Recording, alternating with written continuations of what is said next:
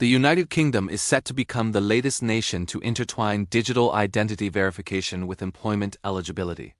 Under a new proposal announced by government officials, every adult seeking legal work will be required to hold a government-issued digital ID. In essence, no digital ID, no job. The move is part of a broader attempt to curb illegal migration and tighten control over the labor market, but its implications go far beyond immigration policy. Let's start with the basics of how things currently stand.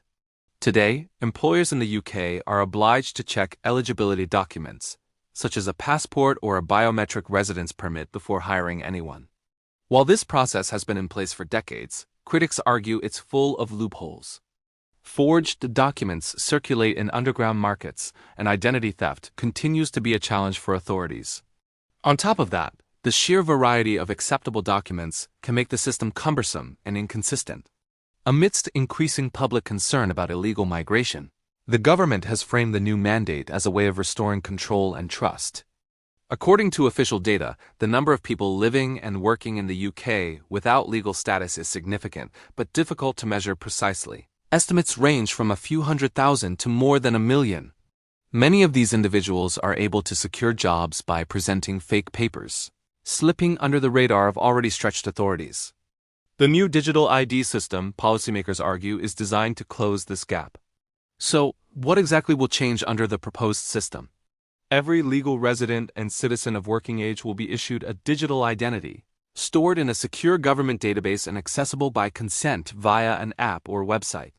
Job seekers will present their digital ID to potential employers, who will verify eligibility instantly through an online portal connected directly to government records. No more paper scans, no more ambiguity. At its core, the system mirrors similar schemes in countries like Estonia, where nearly all civic tasks, from voting to healthcare, are handled through digital IDs. The UK's version, however, is explicitly focused on employment. The digital ID will tie directly into databases such as the Home Office's immigration records, the National Insurance Registry, and HM Revenue and Customs. If a person's digital ID doesn't confirm work rights, the employer will not be able to hire them legally under threat of heavy fines. Proponents say it's a 21st century solution to a problem that has grown alongside globalization and digitization. By removing the possibility of forged or stolen documents, officials claim it will become nearly impossible for those without legal status to gain work. This in turn will reduce the incentive for illegal entry and overstaying visas. But the plan has almost immediately sparked controversy. Civil liberties groups warn that the digital ID scheme risks turning everyday life into a process of constant surveillance. They argue that the scheme could form the foundation for a national ID system, long resisted in the UK on privacy grounds, and worry about the security of vast new databases holding sensitive personal information.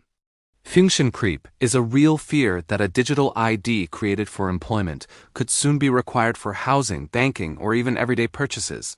Employers, for their part, face new responsibilities. Small business owners are anxious about the cost and complexity of integrating with the government's verification system. While ministers assure that onboarding will be straightforward and privacy-preserving, skeptics remember previous IT projects in the public sector that have fallen victim to delays and technical breakdowns. There are practical and ethical questions, too. Not everyone is comfortable with or capable of using digital technology. What about new arrivals navigating the process for the first time, or long-term residents who never needed such a credential before? The government insists that support and alternative verification routes will be provided, but details remain vague. Supporters, on the other hand, point to the billions lost annually to tax avoidance and the exploitation of undocumented workers in unsafe jobs. For them, closing the loopholes is long overdue, and digital ID is simply a modern tool for a modern problem. According to a recent poll, a majority of the public supports action to reduce illegal migration, but there's less consensus about how far surveillance should go in the process. Perhaps most consequentially, this policy sets a precedent for how the UK and perhaps other liberal democracies balance technology, privacy, and border control in a changing world. Some see it as an inevitable evolution toward more secure societies. Others view it as a slippery slope away from privacy and trust.